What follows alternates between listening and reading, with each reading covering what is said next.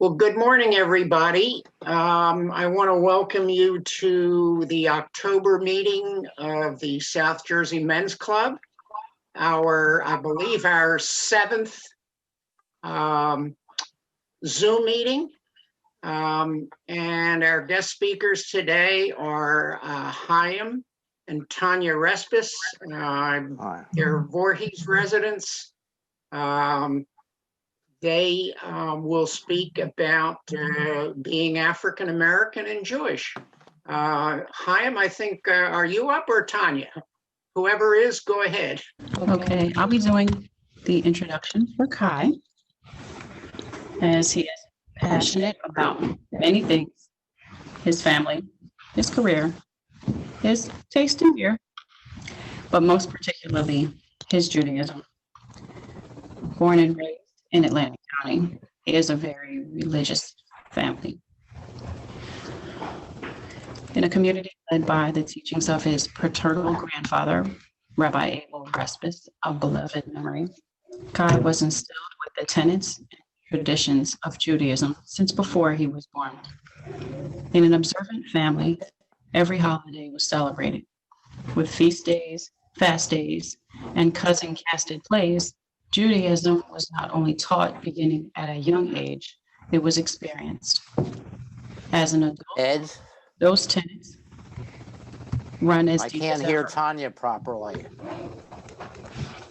Tanya, I don't know, you're kind of fading in and out. I can hear you, but not as good as I'd like to. I don't know if it's your transmission at your end.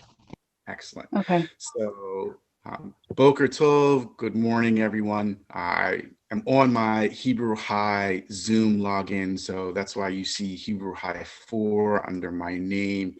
But I am Chaim Respes. And today, as my wife was mentioning, I'm going to speak to you of my experience as a Jewish African American through my time living in Atlantic County, growing up in Atlantic County, moving to Philadelphia, attending Temple University, my time living in Israel, and now where I've settled at in Voorhees, New Jersey. As my wife mentioned, my grandfather, my father's father, Rabbi Abel Respes, Zikron Livracha, began his Orthodox kibbutz-style community in a small town in Elwood, New Jersey. He initially had a synagogue in Philadelphia, and noticing the change in the demographics, the change in the climate, felt it was best to move his family out of North Philadelphia to what has been described by media outlets, by himself, as a haven. And why was this? Because, unfortunately, one of the drawbacks of being a non-Caucasian Jew is you will find yourself a minority within a minority, oftentimes within another minority. And it is very difficult at times to be able to stand on solid ground based upon those interactions with those groups who are supposed to be likened to you. So if you're African American, you will find yourself a minority within the African American community, because for African Americans, you may be the first Jew that they've met, and you're almost for certain the first African American Jew that they've met. Within the Jewish community, you may have come across other people of color who are Jewish, but their interactions with people like me tend to automatically assume that I must be either a convert or of Ethiopian descent.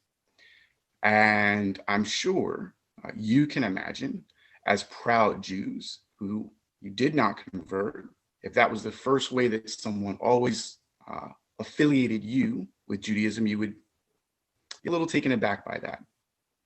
And second, in the event that you had, as a proud American, I'm sure that if someone automatically assumed that you were not of the nationality, the cultural background that you take pride in, that you would also have some reservations about putting yourself out there. So one of the things that my grandfather did with his children was try to create a sense of pride in who they were and create a place, a haven, a safe ground where they could flourish and grow as a community. And throughout the late 60s, early 70s, and 80s, that dream did come true. My grandfather built a synagogue, homes. His children attended school. They flourished in the Jewish community. He spoke around the nation in conservative synagogues, Orthodox synagogues. They performed at the annual Independence Day parade in Philadelphia. Growing up, I have countless memories of journalists and reporters who would come and interview my grandparents, my aunts and uncles. And one of my earliest claims to fame is I remember being a little older than my middle son, who's 7. And it was a Sunday morning, similar to this. And I'm in a picture in the Old Inquirer, standing next to my father, roughly around this time of the year too, because if I remember correctly, I had on a red and gray kind of cotton sweater, but it was a Sunday morning, and my father and his brothers and the men had gotten together for morning minyan. And it was one of those very few times when the reporters would come and they could take pictures and they could record. So I got to see myself in the newspaper at a very young age, and it was very cool for me. But while that was an awesome experience growing up, my youth in Atlantic County and in Mullica was not one that was easy. There were many of times where it was a blessing that I come from a very big family, because interactions with people of my own age group were difficult. Seen as other, again, within both communities, was very difficult to traverse, and oftentimes was not something that I readily understood what it meant to be different, just because I prayed to a different God than the kids who were on my basketball and baseball team, and I looked differently than the folks who belonged to some of the shuls down in the Atlantic County area. And in my time in Mullica, there were a few incidents that particularly stayed with me as I grew older and helped to shape, for me, what were going to be the mechanisms that I used in these intersections in life. One in particular, I had a absolutely amazing principal when I was in elementary school, Mrs. D. Francisco, and she knew my family very well. Actually attended high school with several members of my family and had a tremendous love and respect for my grandfather. And at a young age, my preteen age, right before my bar mitzvah, I was a little rebellious, I would say. I was wanting to assimilate more into the global community. I didn't want to be the Black Jewish kid. I just wanted to be Kai. I didn't want, when I played on the basketball team, to be singled out with anti-Semitic chants because I was the Black Jewish kid on the team. I didn't want to not be able to go after basketball games, after baseball practice, to McDonald's and these other places because I was the Black Jewish kid who ate differently than other people. It sucked not being invited to the birthday parties because I was the Black Jewish kid and I'm different than other people. So I began to try and mimic behaviors of other kids that I knew weren't the attributes and the characteristics that my family expected of me. And they definitely weren't the attributes and the characteristics that my parents had instilled me and were expecting me to live through when I left the house. And Ms. D. Francisco pulled me out of gym, sat me down in her office. She had a dragon. Her nickname was Dragon Lady. She had this huge dragon on her desk. And she said, "You are better than this. Don't be a disappointment to your family name. Get it together. And that was it. It wasn't a large speech. There were no bow breathing moments. That was it. It stuck with me and said, okay, I understand. I'll do better.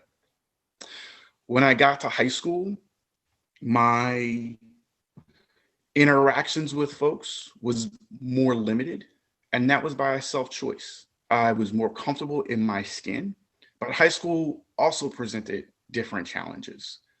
Those challenges came with, obviously, you go through puberty, and in going through puberty, growing up in an Orthodox family, moving more to a conservative dox type of lifestyle. My parents obviously wanted me to be able to marry someone. Who is he going to marry?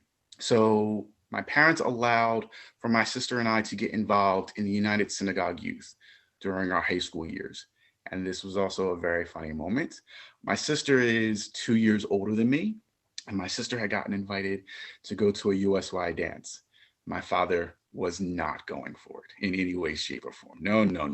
What is this dance thing? Who's going to be there? Well, other teens are going to be teens. No. Take your brother in 8th grade, but it's not for 8th graders. It's only for, no. If you're going, he's going. That's how it is. No ifs, ands, or buts. And my sister, while she wasn't the happiest thing to be dragging along her 8th grader little brother, it was definitely one of those moments where she was glad I was taller than the average 8th grader. She kind of was like, okay, you stand over there, don't talk to anybody. But since I was a little taller, I could kind of pass for a freshman. And I saw the interpersonal dynamics shaping out. And we went through Hebrew High, and I had another amazing experience. During that time, I was introduced to Kenner Ed Culp and Miss Linda Culp at Congregation Beth Judah, as well as their former educational and executive director, Miss Ethel Levinson, who are 3 of the most amazing people I've ever met. And I had a moment down there as a 15-year-old boy. I saw a 15-year-old girl who I thought was cute. And all the other boys would talk to girls an ad nauseum. You've done the bar and bat mitzvah circuit, you get invited. It is what it is, right? And it just so happened that this girl was going to be turning 16 and had invited folks to her Sweet 16. I'd never been to a Sweet 16 in my life. What in the world is this? But I was the only person from our class not invited. And I was upset, and I sat with Mrs. Culp and I asked, why would everyone else be invited? I don't understand this. And she was very honest with me and said, listen, there are going to be times when this is going to happen and it's not fair, but you only can manage how you're going to interact and respond to those moments. Later on, because we were the same age, I was a junior, and we ended up going to her prom. And the interaction I had with her father is one that has unfortunately repeated itself in life, where he could not accept me, not because I didn't have the same political ideologies as him, not because my level of Judaism wasn't where his was. His concern was the fact that I was African American, and he did not want his daughter to date an African American man, plain and simple. He said that to me. Took her out for pizza, came back, was respectful. He said, before you go, I'd like to talk with you. And we sat, and in his estimation, it was a fair, non-judgmental, but straightforward conversation. I want my daughter to marry someone who looks like her. Doesn't matter how Jewish you are, it's not going to be something that I'm going to accept. And I was flabbergasted because I felt that in the Jewish community, as long as I lived my life as a proud Jew, why would another Jew not accept me? I had grown to accept at a younger age that I wasn't going to, again, be invited to all the birthday parties, after games, the hangouts, going over for sleepovers and things of that nature, because of the dichotomy of being African American Jewish and the African American community seeing me as other, members of the Jewish community seeing me as other. But at this point in time, you know who I am. I'm in Hebrew school with your daughter. You see me there Tuesdays and Thursday nights. Like, I'm in shul every week. And I grew up, as my wife is saying, Orthodox. So shul was Friday night, Shabbat morning, Shabbat afternoon, Havdalah, Sunday morning, there's Minyan, there's Hebrew school. You know the family background. It was something that was very difficult for me to process. So I graduate from high school, and I want to make this point very clear. Throughout my entire time in high school, I did not have a long-standing relationship with a Jewish girl.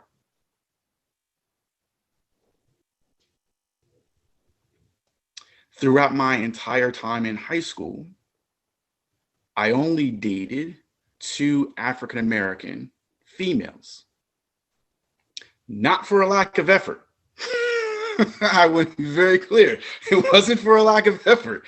I mean, I did okay in school. I did focus on sports, but I wanted a girlfriend too, like everybody else. But the comments that I would get were, can't date you because you're Jewish, and that's weird, from the African American community. And also from the Jewish community, there was pushback because I was African American. So at the end of my high school years, I had an opportunity to decide what I was going to do with the next phase of my life. Where am I going to go to college, or what else is out there? So my parents were very, very fortunate with me. I'm very dogmatic in what I want to do. So before even junior year had started, I had narrowed down my list of colleges. I knew where I wanted to go. I knew what the plan was. And in the back of that was potentially going to Israel. So I decide that, yes, I tell my parents I want to do this program called Nativ. It is, the first part of it is a year-long program where you live in Israel. You're studying in Israel. And my parents said, okay, we're all on board for it. We go for it.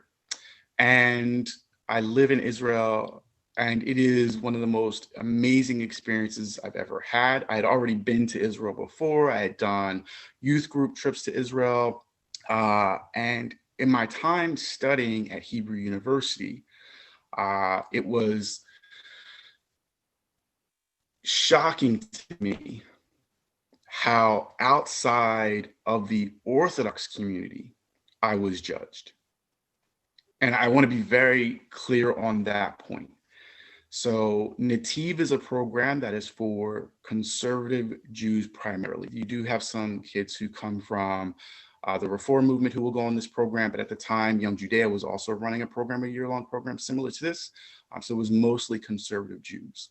And we all studied at the Rothberg School at Hebrew U. We all had social projects.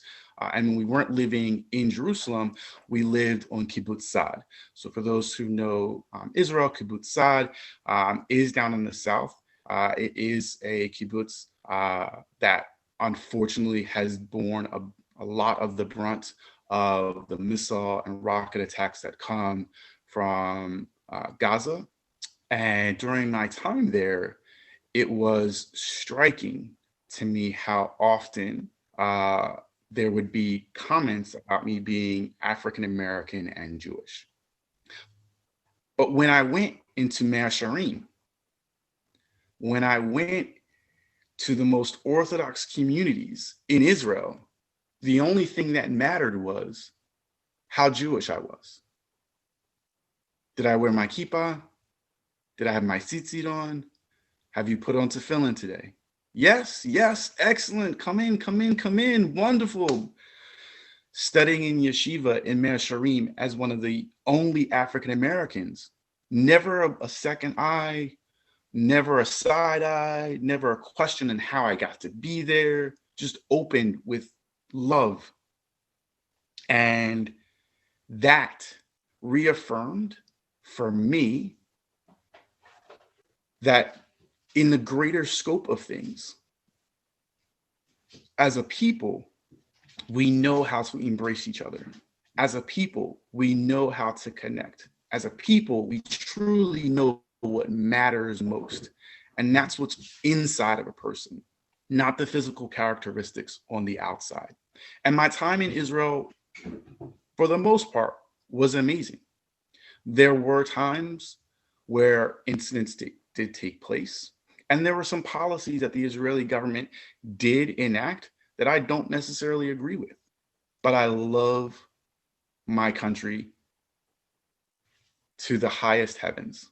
And if I could, if I ever hit the Powerball, you're all invited to my house that I've already picked out right, right outside of Jerusalem, overlooking the Kotel in the artist district. It's beautiful. You can come to my shul. Notice I'm telling you, it's all mine. It's all mine because it's my own. Yeah. So I spend time in Israel. It's amazing. And it's when I'm in Israel, I would say outside of marrying my wife, the birth of our children, the most transformative experience I've ever had, bar none. So during my time in high school, unfortunately, I had several traumatic events with loss. My father's oldest brother was murdered by his stepson, a kid that I grew up with, that I knew very well. I had played on some teams together, sports. I lost my grandmother right before my confirmation, right after my confirmation. And I'll never forget the last words that she said to me was that she was so proud that I had continued and pushed forward with my Jewish education, and I was taking it so passionately, and that I hadn't, as I shouldn't say most, as some 13-year-olds do after their bar and bat mitzvahs, you have the bar and bat mitzvah, you have the party, and it's like, I'm done. She was so impressed that I had taken on so much more and wanted to continue to further my Jewish education to grow. And she said that was truly a testament. I was living how my grandfather and my parents and her had wanted and envisioned. She made that point clear to me.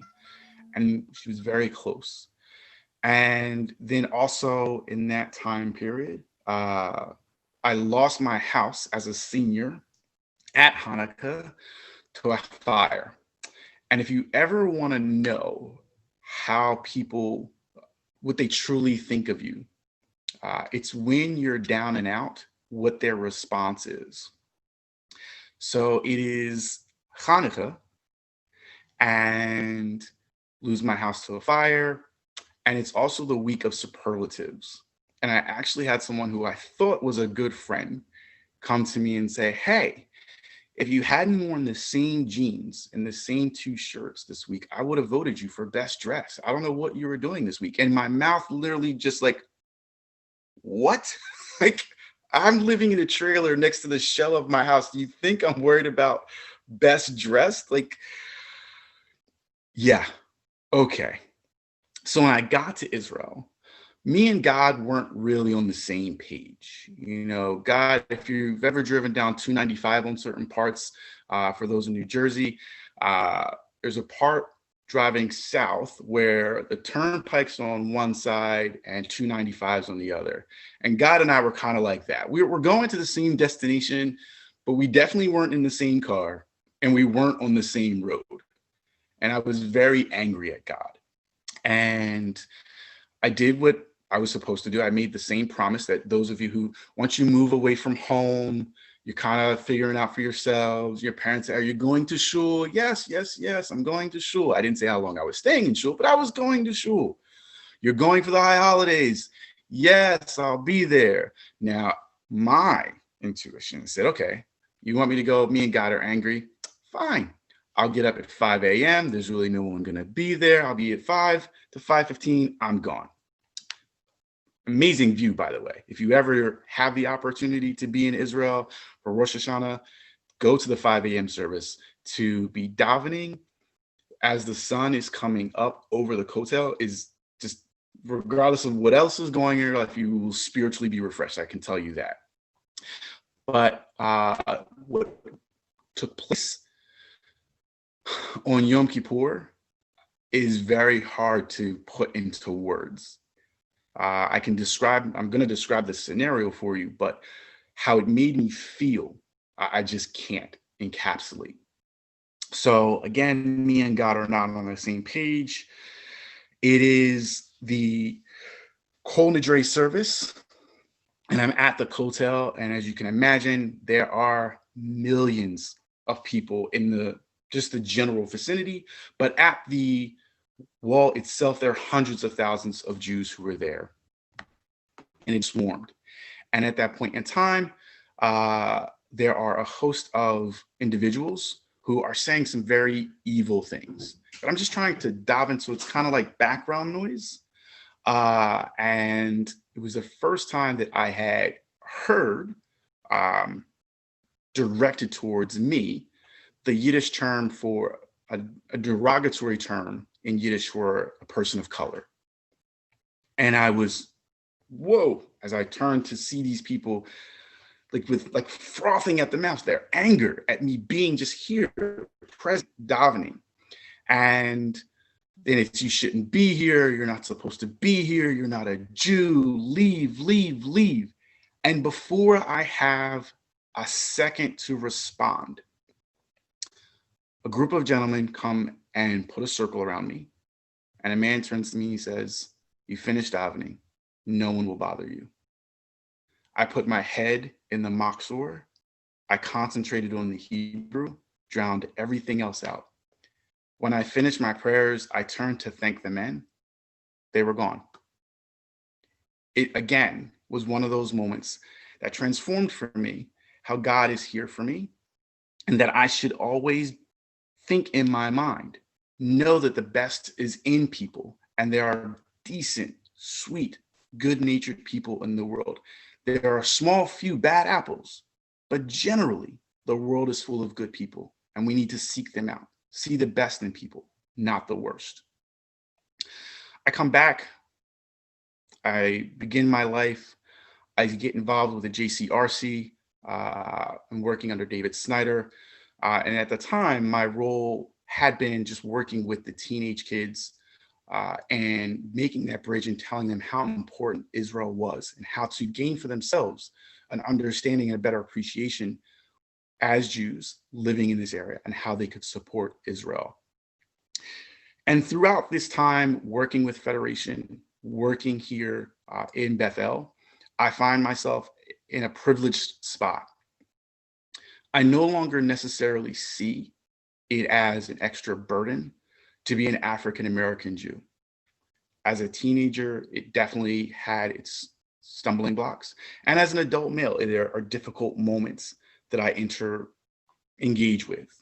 There are times still when I walk into a shul with a full tallit on, knowing exactly what page I'm on, someone will walk up to me and say, "How did you learn to read Hebrew so well? Where did you get your conversion classes from?" There are times when I'm in shul, or I've been in shul, full on suit, tallit draped around my shoulders, and someone asking me, "When are you going to start setting up for lunch and for Kiddush?" I don't work here. I'm not the staff. I daven here just like you. I am very protective and guarded of my children, but I am so fortunate that our clergy at Bethel have such big hearts and awesome neshamas that my children feel our shul is their second home. And there's always, "When can we go to shul? When can we go to shul?" I'm like, "Okay, look, we're going to shul. You want it? We're always going." But my children, thankfully, feel nothing but love and support in our community. And I hope and pray that I can continue to be a bridge for our communities, for education, for understanding, and for growth. I've talked a bit about a number of different things. I know we're at about 30 minutes now. Mr. Ed, Mr. David, did we want to open up at this point in time for any specific questions or comments? Anything specifically anyone wanted me to go into more detail? Sure, let's open it up. Hi, that was great. I guess it all gives us a minute to kind of reflect on being Jewish and what it means to be Jewish. It's something we need to hear every once in a while, I'm sure. Anyway, I'm going to Eddie? recognize some people. Mike Perloff, Ed, I'm going to ask you to unmute yourself. Go Dave, ahead. Dave Schwartz had something he wanted to say. Dave, did you want to? yeah, can we get Tanya on for a few minutes before we go to Q&A? My story is varied in Kai's, as I was not born Jewish. I took the very scenic route through religion, going to Catholic school, actually going to Catholic school twice, and nearly becoming atheist from the experience. But we don't have to talk about that. As an elementary school student, having questions regarding religion and constantly being told to just have faith and we don't question. And I'm like, but I have a lot of them. So what do you mean we don't ask? Similar experience in college. Second school that I went to was Seton Hall, and that is very Jesuit. And the experiences there, although giving me a fabulous bridal party, just lent themselves to put me a little borderline with the religion that I had grown up with, which wasn't Catholicism, but with Christianity. Being, I guess, a religious, if that makes sense, for a while, and just exploring spiritual aspects, I was introduced to this gentleman who was not of anyone that I dated before. So in getting to meet him and really enjoy who he was and see how passionate he was about religion, or about his religion, I started to explore Judaism. And through Judaism and the many spiritual aspects and the rites of passage, the ritual aspects that I've also viewed as similar to rites of passage, my conversion felt seamless. It, as also a very proud African American with extensive slave history, the aspects of Judaism felt more like a homecoming to me, although not tangible, because being the only thing I can recall is of West African descent, and not being able to put a specific tribe on it and not being able to put a specific identity on it because that was raped from us when we were brought here. Judaism felt like that fit. So for me, becoming Jewish, keeping a kosher and Jewish home, having kids that are very proudly Jewish. One of them is actually in Hebrew school. Actually, both of them are in Hebrew school now. It just feels so much more natural and seamless and spiritually right for me. That's all. Thank you. Thank you. All right, questions for either Tanya or Hai? Mike, go ahead. Yeah, I have a question, and it's over the years I've known a handful of Jews that look like they'd be models for a Aryan Youth poster. You know, tall, blue-eyed, blonde hair, and when they would tell me shocking stories of what people that we didn't think had an anti-Semitic or racist bone in their bodies would say when they thought it was very safe to give their true opinions of Jews. Do you have any similar stories about people who thought it was safe to speak about Jews when they didn't know you were one? Yes. So I actually, growing up, worked in retail, and I worked in a hat store called Lids. So while I had a keep on, you oftentimes wouldn't see it. And I don't always wear my seat out. And I think it's one of the conscious reasons why I now do wear my seat out. Not just as an act of defiance, but also like, I dare you to say something. Yeah, you see me, and I oftentimes tell my Hebrew when we go to Israel, I am a cuddly teddy bear until you bother my people. And that's when all 6'4", 230 pounds of grizzly is going to come out. But there were times when people would only see the hat or the temple hat, and they would make comments about Jews and money, and Jews only get this. And I'd say, who are you talking about?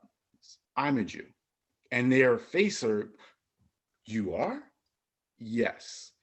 And oftentimes you will have folks who feel, unfortunately, that they can get away with that stuff in different environments. And I feel it's important that we arm our children with enough confidence in themselves, and to let them also know that there's enough support in our community that they don't have to let that go. And if they stand up, they're not alone. There's going to be someone with them to support them when they take on anti-Semitism, whether or not it's at Rutgers, Drexel, my alma mater at Temple, where there were just a number of incidents. I actually had one person who told me that, I don't know, for those of you who know Jewish Voices for Peace, they have a very active chapter at Temple. And at one point in time, they had a group that was doing a Free Palestine type of event.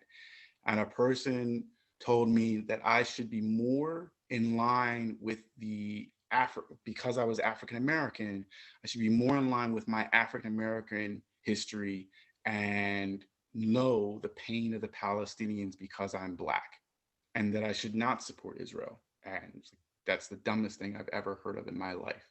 But yes, you will hear that. There have been times when, unfortunately, there are folks who've said in Jewish settings comments about African Americans, and I've had to call them out on it. Like, you're making a generalization about all African Americans. You wouldn't want it to happen about Jews. You shouldn't do it the same way on the opposite side. So yes, absolutely, there are definitely times when people get too comfortable, I would say. Thank you. Let me see if I can recognize. I see my neighbor, Mr. Knopf. Sure, Mr. Knopf. Unmute yourself, please. Okay. No, I just wanted to let everybody know that Kai and Tanya are neighbors of ours, and I mean they're right next door with three wonderful kids that like to ride their bikes all over the neighborhood, but they're a lot of fun. It's really a wonderful family. But I wanted to ask Kai a question about some of the anti-Semitism that comes from recently from Black athletes, like Deshaun Jackson's comment. I was wondering, how do you feel about hearing that? And is it probably no different than if I hear it?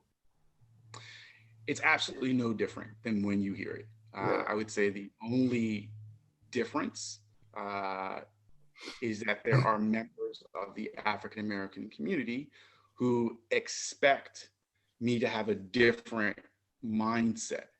And there would be no different than I think all of us could imagine when Bernie Madoff was brought to the carpet for his evil doings.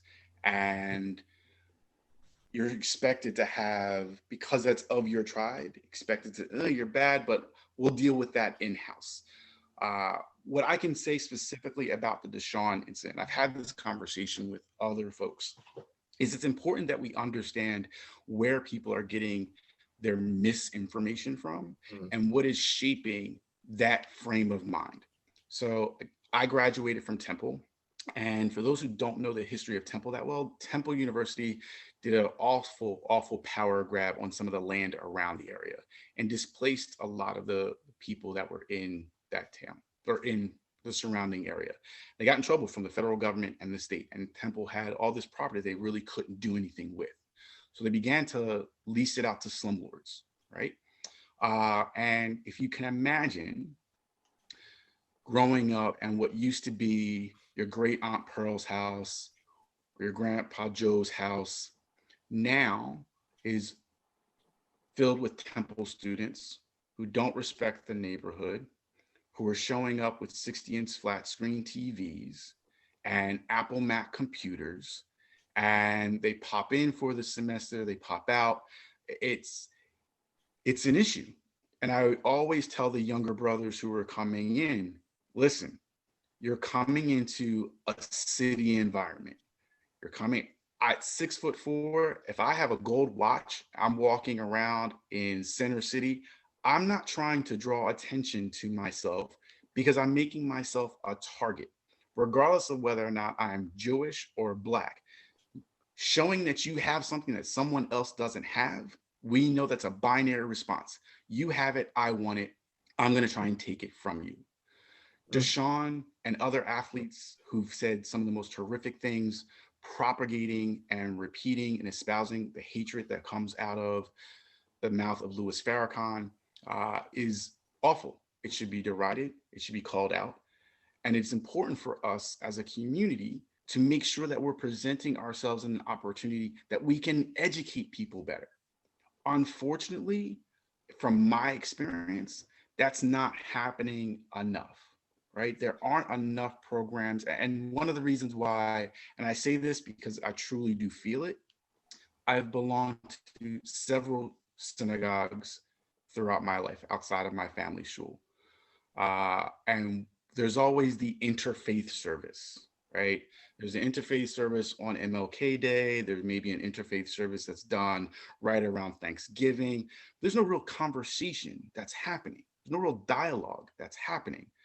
You have a preacher who gets up and preaches, a rabbi who gives up and gives a sermon. They talk about how we're all going to be together and make the world a better place, but they're not really talking about anything substantive. And that's where the disconnect is. So if it's not happening there, it's not definitely happening in the home. And those kids are only getting those people as their kids, growing to young adults, growing up into older. They're only going to be encapsulated in their smaller and smaller bubbles more and more. So it's imperative that when we have these interfaith moments, that we really are having true dialogue, that we really are having conversations to talk about what makes us similar as opposed to what makes us different. And I think that's how you can educate the members and the people like Deshaun Jackson and other people who espouse hateful, derogatory, anti-Semitic things. Very good. Thanks, Hi. By the way, I Um, hated the fact that he left from the Eagles, came to the Redskins, and then went back to the Eagles. I just deplore him. He's hurt anyway. And then he's hurt again. He's out. Yeah. All he does is collect money. Uh, David, is your hand up, David Schwartz, or was that where you just stretching? Actually, I was stretching, but since I had this opportunity, I wanted to thank first Dick Knopf for suggesting that we have this type of meeting. And not only did that, but was nice enough to introduce me to his neighbors. I'd like to thank Chai and Tanya for their time in presenting this morning. Thank you very much. And I appreciated your nice presentation. Thanks, David. Hi, I'm gonna chime in and take the opportunity to ask you. Your grandfather was the one who moved the congregation to Elwood. Is that correct? Yes, sir. And when was that? Late 60s, I want to say 65 through 68 was the transition. And what prompted him to go to Elwood, which I'm wondering, is it anywhere near, I know there was the Jewish community in Woodbine, in the synagogue there. I wondered if it had anything to do, I don't know how close they are. So they're not the same communities. Hold on one second. Let me mute everybody. Somebody is. Go ahead. Hi. I think we got it. So the impetus for the move was primarily there were beginning to be incidents and flare-ups that were happening at my grandfather's synagogue in Northern Philadelphia from the African American community. The climate and the demographics of the area are changing, and he was experiencing anti-Semitism from the African American community. And my grandfather, it was very difficult for him in regards to, he had been, as I mentioned, writing and speaking across the country to a number of different people. And he had been in conversations and letter writings with Martin Luther King, Marcus Garvey, and to have a pushback because he was trying to make a differentiation that not everyone who's African American is a Jew.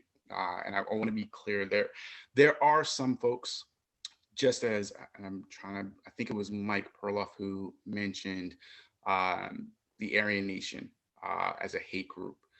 There is another group, the Hebrew Israelites, who espouse very hateful, xenophobic teachings.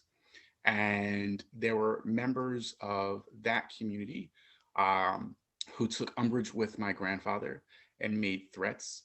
And my grandfather felt it was best for his family and the rest of the congregation to move to an area. But that didn't mean that Elwood was perfect. There were threats that came from moving to Atlantic County.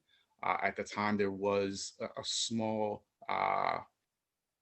group of white nationalists who did have certain feelings about my grandfather bringing his family there. But he felt that that was a better place for them to be than North Philadelphia. As far as interconnections, my grandfather did continue to speak with some of the non-xenophobic members of what became, they moved away from the Hebrew Israelites and they became more of the Black Jewish group that still operates in Brooklyn. There was another synagogue in Woodbine. I don't know too much about them. I do know that my grandfather did speak at the synagogue in Vineland and had built a relationship with them. Elwood is right outside or right next to the blueberry capital of the world, Hamilton, New Jersey. We are the hub of South Jersey. We're halfway between your trip to Atlantic City when you hit the casinos. That's Elwood's claim to fame. Well, one of the reasons I asked about Elwood, I grew up in Vineland, so I'm familiar with the area. We visited as a group. We visited the synagogue that is in Woodbine. I lifeguarded at the lake in Hamilton for a while, so I'm familiar with the area. Is there still a Jewish congregation in that area, in the Hamilton area? So unfortunately, the conservative shul that is in Hamilton actually closed this past year due to a number of reasons. My family's synagogue is there, but as our family has moved and some of the older members that were not family members, unfortunately, have passed, their children didn't elect to stay in the community. The services are not a weekly service as they had been. They're more, unfortunately, spread out over the course of the month. But there's still a synagogue there. I still have family that lives down in the area. Yeah. Thank you. Anybody else? Randy? Yes, hi. It's a two-part question. Certainly your story is that 1 in a million, maybe 1 in 6 billion story. But the first part of the question is, and I'm sure it's tough for most of us to even start to imagine what it was like growing up for you, believe me. But how many others are there that can share your story that is to the best of your knowledge? That's one question. And the second part is that have you, in terms of family provenance, you start with your grandfather, but how much further back can you go? In other words, where did the Judaism creep in, so to speak? Or was it always there, that type of thing? So I'll leave you those two questions. Okay. So how many others? That's a tough number to really pin down. I know there was a subset when the Pew Foundation did their study a few years back. There was a subset that did try and drill down to Jews of color, but it's big in what that group and how that group is defined. I would say I can do this. I can narrow it down to where the communities still exist. I think that's an easier thing to do than try and put numbers on it. So there is a community in the Brooklyn, Queens area. There is a community still in Chicago. There is a Jewish community in Curacao that my wife is still telling me that we need to go see. And here in New Jersey, and another congregation in Philadelphia. As far as family provenance, because I wanted to, and I want to be very clear about this part. I'm thankful that my parents and my grandparents, my aunts and uncles instilled with me a very strong sense of identity in who I was. It got me to where I am now. But I also recognize, as we do in the greater Jewish community, that that generation of folks, unfortunately, are getting older, and it's harder to remember things, and people pass.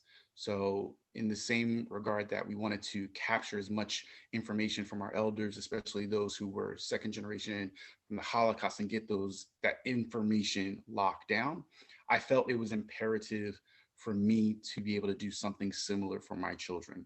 So I went ahead, and so I could say to them, if they ever are, and I hope we get to a point where they never are questioned, how are you Jewish?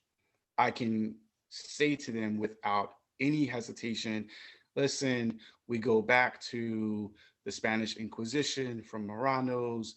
We moved forward from here to there, coming up the coast of Africa, coming into the lower island area, and then migrating north of the states.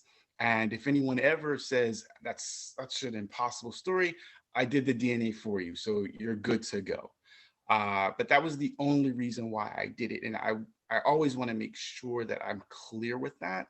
I didn't do it because I questioned whether or not I had a legitimacy in being Jewish. I did it, again, solely because as my parents get older, their parents have passed, it's harder to be able to tell that story. We came from here and there, and the firsthand knowledge dissipates as you get older. So to be able to give that to them so they have that, that's why I did that. Thank you. Anyone else? David Singer? You're going to need to unmute yourself. Okay, Okay. how's that? Anyways, Welcome, by the way, David. I'm glad to see you. yeah, I try to get in whenever I can. Anyway, it's good to see you, Kai. I haven't seen you since we served on the JCRC together. Yes, sir. But, now it's probably 12, 15 years ago. But you're looking good. But my question, I have a little bit different situation in my family. My brother's daughter, my niece, is a single mother, and she adopted an African-American baby before his bris, because I was at his bris. So he's only been brought up Jewish. They're in a very inclusive congregation in Georgia. And, she does her best to instill safety in both her boys. Her other boy is of Puerto Rican descent, so he's really a Jew of color as well. But especially the little one, who's black as black. And he's now starting high school, so I guess he's a little bit older than your children. But what do you have any advice as far as for young people, as far as just systemic racism and everything that we've heard about, particularly this summer? Oh man. Phew. So yeah. I would say one, to arm him with the resources that are out there. There are amazing groups. Jews of All Hues is one that comes to mind. The Jewish Multicultural Network is another that provide camps. They provide meetings for various ages, but they do gear a lot of their programming for high school age younger children because they recognize that going to Ramah may not necessarily be the easiest environment to go into. So let's not have a camp for other, but let's get you prepared for what camp is. So if you do want to go to Ramah, you're armed with how to be there and understand to be a one within a one. Secondary to that, in growing through high school, I think it's going to be important that she is open to the frank conversations that she needs to have with him. There may be instances where she's going to have to just sit and listen to his frustration, his pain, because he may not find those groups as accepting of him because he is an other within an other. And a lot of times it's just going to be, I need you to hear me, but not give me an answer for it, because I have to walk in these shoes. In regards to systemic racism, every African-American parent has that talk with their kids about how to navigate different circumstances in life. And I want to be clear, there are multiple different talks, right? So there's a talk about how you engage with law enforcement. There's a talk about how you engage in school. But the biggest thing that she's going to say, that we as a people say, we are unique, we are special. And you have to keep that in mind, that you are, as I like to, my wife will often joke about, you are the physical manifestation of a unicorn that most people will ever encounter in their life. So when you first are interacting with them, keep that in mind, is you're going to be the first. And as the first, there is an awesomeness that comes with it. And there's a responsibility that comes with it as well. But you're not in this by yourself. I'm here to support you. And if there are resources out there that I can get for you, I'm going to get them for you. Thank you. Thank you. Do you have time for a couple more questions? Let me check and see. Yes, I do. Eli? Got to unmute yourself, Eli. Okay. Hi, Chaim. I'm a former Israeli. We couldn't tell, Eli. Huh? We couldn't tell. I know, but he probably. Just kidding. So, as you aware and know, you lived in Israel, that even in Israel, they have like segregation almost, but it's getting better. Because there's Sephardic rabbis, they have Ashkenazi rabbi, and it's going on, but there's a lot of intermarriages now. So, as the young Israeli don't look like what their parents used to do. Mm-hmm. You remember it when you were there? Yes. So absolutely. In Israel, you do also have that other layer of Ashkenazi, Sephardi, Dati, all those interconnecting points. Yeah. I would say in Israel, again, most of my interactions, people would ask if I was Ethiopian. No, I'm not Ethiopian. And I will say this, there was an incident, and there continues to be a kind of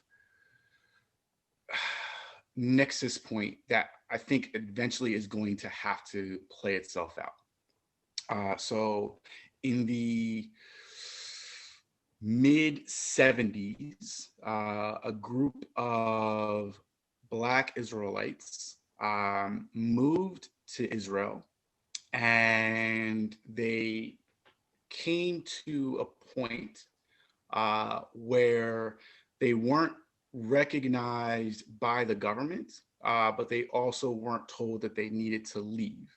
And they've they've lived in this quasi, we accept you, don't accept you status.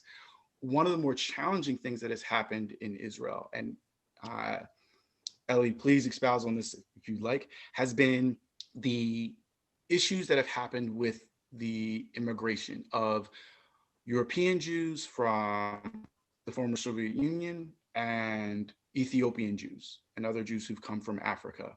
And one of the struggling issues that has happened and has exacerbated itself is when you had some Jews who were coming from the former Soviet Union who came from technological backgrounds.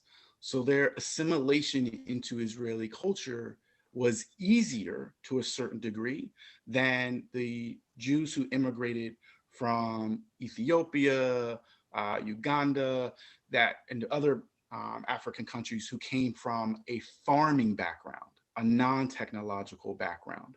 And it has been very difficult to get them to assimilate into the high-tech society and culture of Israel. And the second, what's exacerbating that issue in that community is now their second and third generation children who've grown in Israel, who still hold on to some of the cultural heritage points, different meals, how they're cooked, staying with the family unit. But as far as where they see themselves in Israeli culture is very different than how their parents see it, because they've been exposed to Jewish schools and Jewish education and the Jewish lifestyle, the hustle and bustle. The issues that arose over the last 4 years with the spike in crimes and how there were certain segments in the Israeli society who only blame those on the immigrants. That is a horrible, horrible thing. And I think there were folks who used those incidents for political purposes. But if for anyone who's lived in Israel for any extended period of time, you know it is a very hard place to live. It's not easy to live in Israel. It does cost a lot. Housing is very expensive in Israel. So it's not just an Ethiopian problem for housing. It is a problem across the country.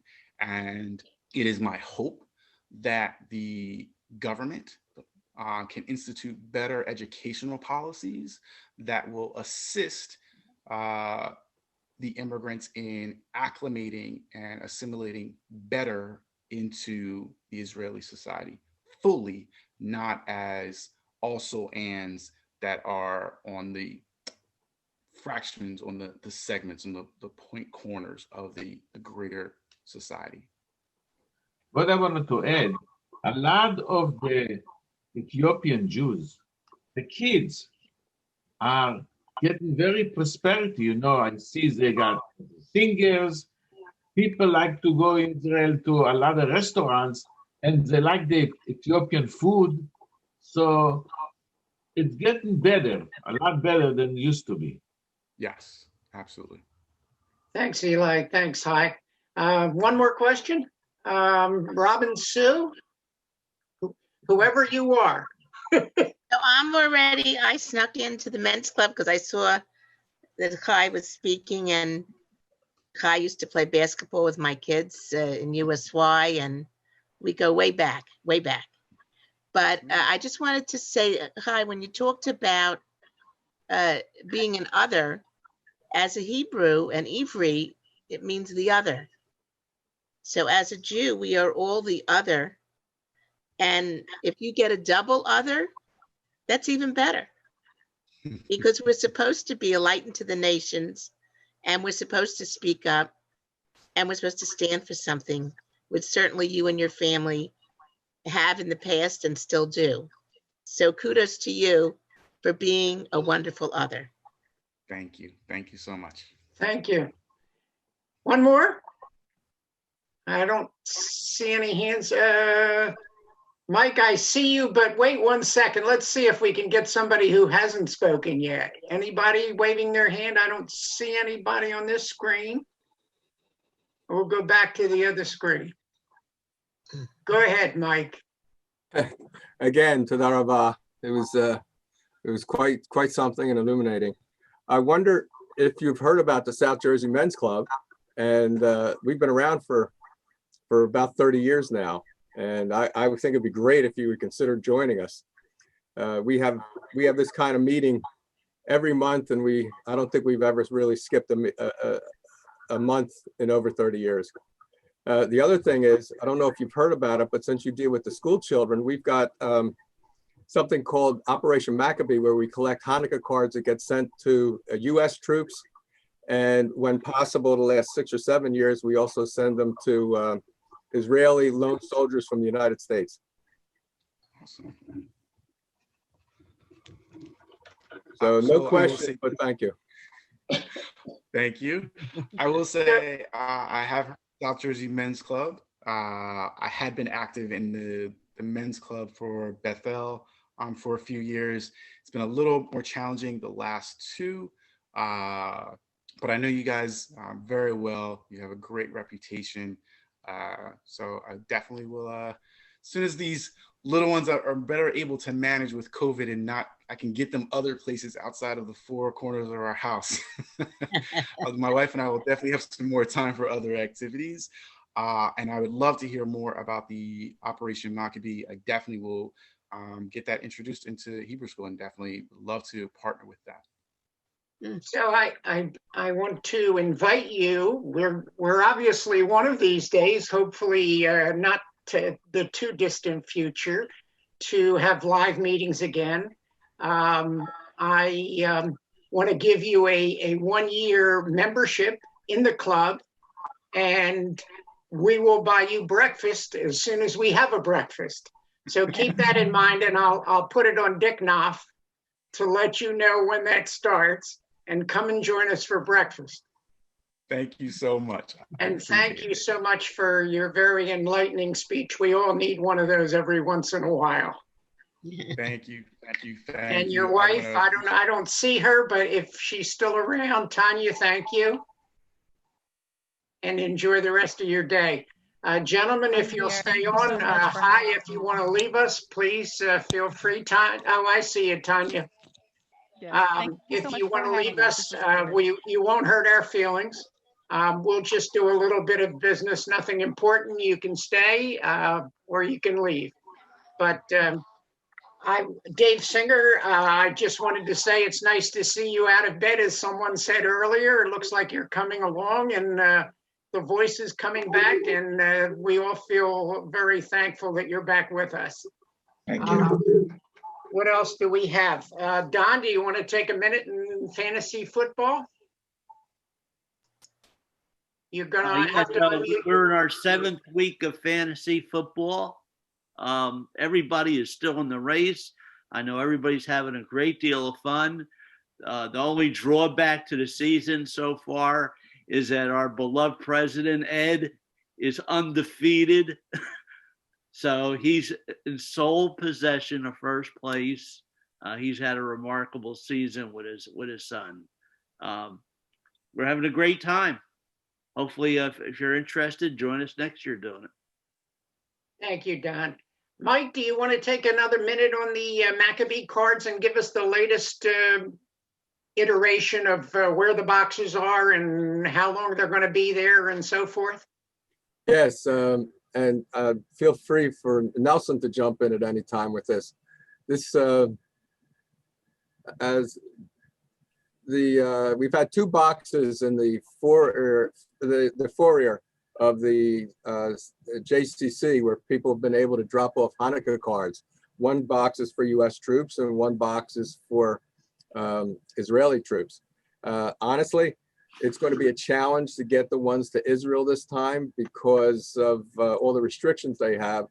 And my efforts through the embassy in DC and the foreign ministry, it's very hard to get them. So whatever we collect for Israel If we can't get it over there this year, we'll save the same cards for next year. And we're going to keep the boxes there until approximately November 15th. And if you don't know already, the way they're being distributed to Jewish U.S. troops is through the Jewish Welfare Board. And Nelson's made arrangements with them for quite some time now. And altogether, I believe we estimated we've given, close to what, Nelson, I guess it's about 10,000 cards since we started this. Isn't that about right? Oh, that's correct. Since 1990, the first Gulf War, about 10,000 cards. One thing that I would ask, Nelson and I have run out of our blank cards. People can bring cards from home, or we'll have a pile of cards where people can just fill them out. And I think they're all gone, where people would just come by and fill them out at the JCC. Remember, you don't even have to be a member, because you don't even have to go all the way in. You're just going to be in the vestibule area. So if you have a box of cards, Hanukkah cards, and they've been sitting in a closet or drawer for the last 100 years, please bring them and just leave them in a pile in front of the boxes. Anything to add, Nelson? Well, just every one of the cards is stamped with our Operation Maccabee stamp. On that stamp, we have a return email address, and every once in a while, we'll get an email from a troop that received the cards saying thank you. And when we do it this year, if we get any responses, I'll make sure that the entire club knows about it. Because think about it. Yeah, if you're out in the overseas or even in the United States by yourself at Hanukkah time, it's always nice to have a card coming from a Jewish organization like ours. That's all I have. Thank you. Thanks, guys. Hey, David Schwartz, I want to thank you again for getting a great speaker. As always, you're the man when it comes to getting speakers. I don't know what we would do without you. Anyone else? Well, we could try to do something about him. David, did you want to say something or no? No? Anyone else? Be glad to recognize you if you want to raise your hand. No? Nobody? Enjoy the rest of your weekend. Richie, were you just waving or just waving? Okay. No. All right. Want me to make out some certificates for them? If you could, yes, that would be great. Okay. Yes. Oh, Thank you. I did forget one thing. Rich Dutkin's going to be going home from rehab supposedly tomorrow, unless there's another setback. Good. That's very good. It's nice to hear. Hopefully we have no members in rehab. That's the goal, right? No members in rehab. Right. And no shivers. Oh, gosh, no. All right, guys, enjoy the rest of the day. I know there's no Ed. Eagles game. Can I add one? Ed, Go ahead. just have Art remind everybody there's a investment club meeting. Oh, yeah. Right. Okay, investment club meeting on this Zoom right afterwards? Or do Not you on have this your own? Zoom. No, It's on a separate. Ed, Okay, separate Zoom. Okay, Ed, sure, go ahead, Lee. a member, Herb Deutsch, recently had a fall. It resulted in requiring surgery on a knee, and he is laid up. And just wanted to let you know. Okay, thank you. For you guys who know Herb, give him a call, say hi, wish him well.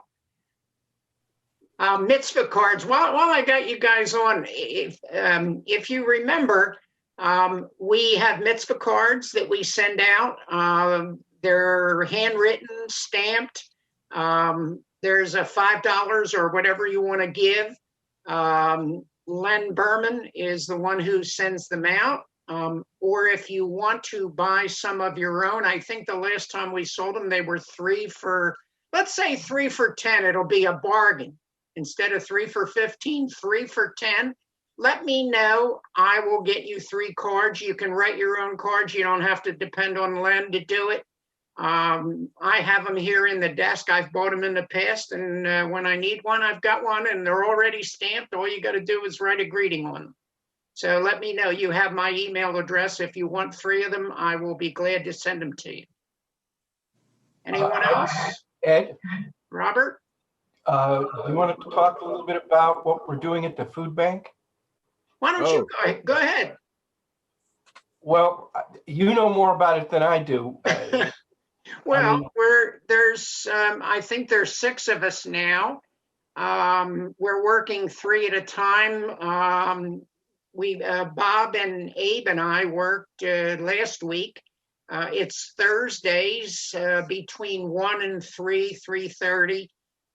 We put some sets together. The set is a bag of 4 bags of groceries to be delivered to somebody who's in need of food.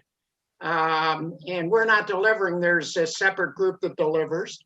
And we put some food away that were, contributions that came into the food bank like we have in the past. Took out some trash, did a few other things to help out there. So I said there's 6 of us. There's the 3 of us who worked. And then this week, I believe, let me know, Mike, you're going, Nelson, and we have a 3rd. I don't remember who it is. Stan? No, Dave. Dave Schwartz. Okay. So if anybody else would like to participate, let me know. Send me an email and we'll work you in. We're wearing masks, obviously. We're the only 3 people down there. There's nobody else down there when we're down there. I felt comfortable. I hope you do. I hope this new wave of COVID doesn't affect anyone. Keep your fingers crossed, keep safe. Don't let your guard down. I think we've all kind of hoped that maybe by now things would, be kind of in the past. Yeah, right there in the past. It's getting worse. So please be safe. Don't let your guard down. Let's get through this together. Don? Can we get an update on our membership while we're here? Yeah, Stan, do you want to let us know where we are? Yeah, do you hear me? Yeah, we can hear Okay. you. Yeah. We had 78, and we sent out a last email to all those that were still outstanding, and been over a week and nobody has responded. So I think we're pretty well locked in at the 78. Well, I'll say this: if you're on here today with us and you haven't paid your dues, we're going to come to your house with a gun. Now. Please send us your dues if you're on here today. And if you have a friend who hasn't paid their dues, if you would, please ask them to pay their dues. Mr. O'Brien, I'm sorry, I don't know your first name. You need to unmute yourself. Just click, Done. there you go. What are the dues up to at this point? $42, the same as they've been, I think, for the last 10 years, maybe, I don't know, something like that, but $42. You should be getting emails from us, I think. I'm not. No? No. Are you not a member last year? I'll tell you, give me your first name. I know your last name. Donald, D-O-N-A-L-D. D-O-N-A-L-D, I don't know, or He was a member in 2018. Yeah, we don't have any info on you, Don. I'll make sure you get an email. You'll have it today. We don't have an email address. Oh, we don't have an email address. Well, there's no info on it.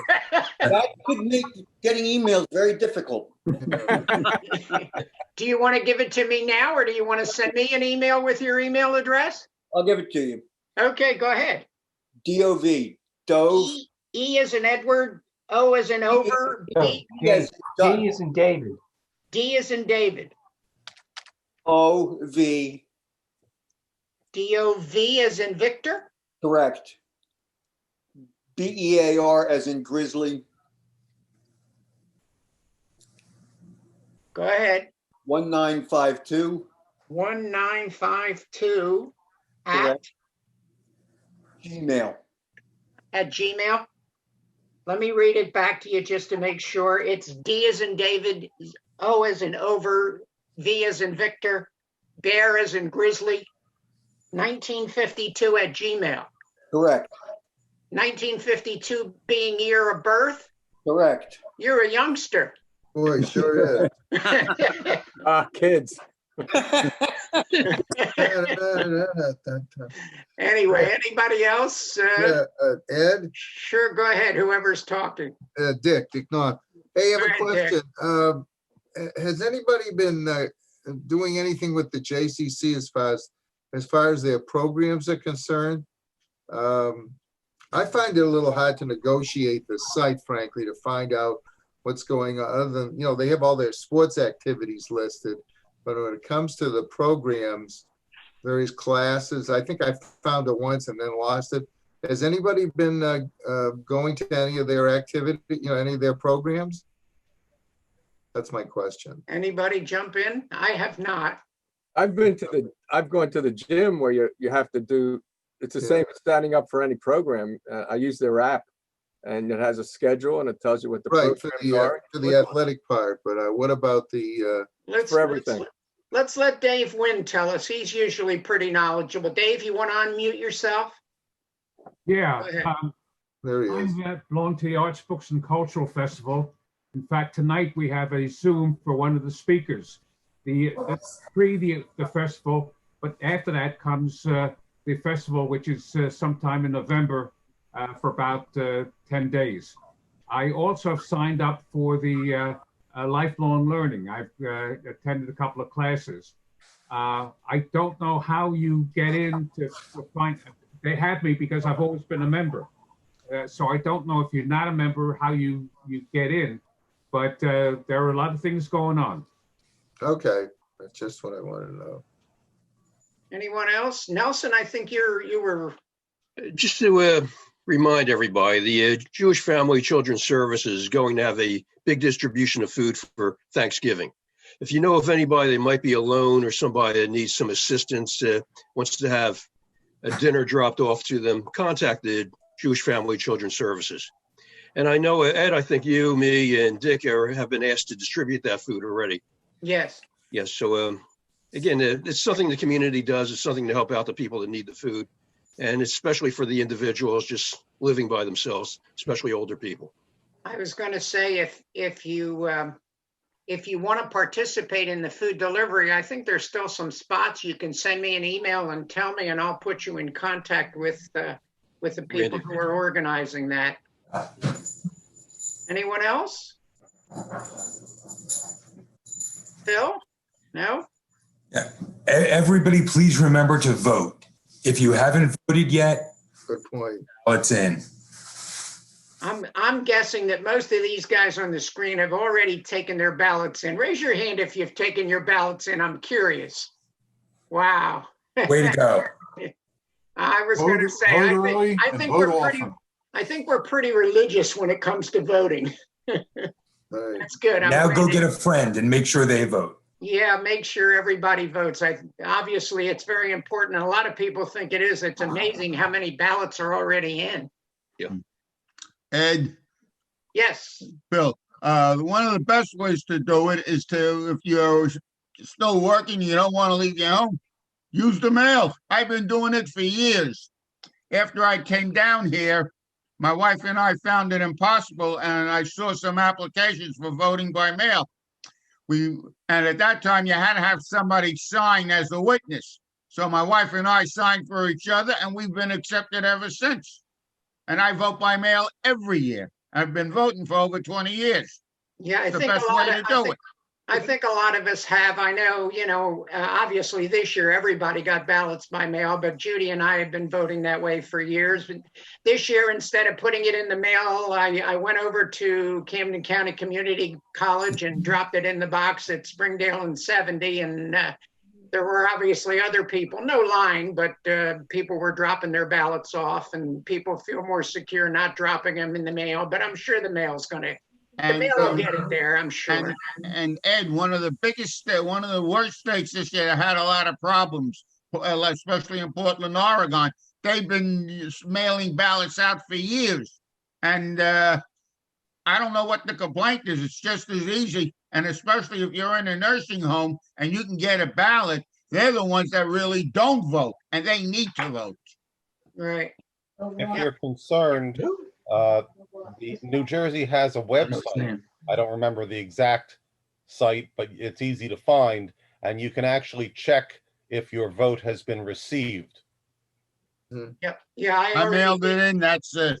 They got it as far as I'm Yeah. concerned. I got a postcard back indicating they. Yeah, Art, I went on the site. My wife was smart enough to write down our numbers. You can do it you can use your social security number too on that site. But she wrote down the numbers that were on the ballot and we went on the site and both of our ballots were received. And of course, later on, I think it goes from pending to tallied or something like that. After they tally it, you'll be able to see that it was tallied. So yes, very easy to do. If you want to track your ballot, you can do it now. I don't know the site exactly, but I'm sure if you Google New Jersey voting site or something like that, yeah, you'll be able to find it. You also get a postcard. And Right, yeah, that's and what we also got. you're right, Marty. We also got a postcard. Yeah, that's true. With a sticker on it that Looks says, like Dave Nydorf has his postcard. yeah, and it has a sticker on it that you can remove. It says we voted. Yeah, I wear it all the time. All right, guys. Anybody All right, else? have a good one. All right. All right, we'll see you later. Enjoy the ball games today, guys. Stay well, please. Stay well. Don't let your guard down.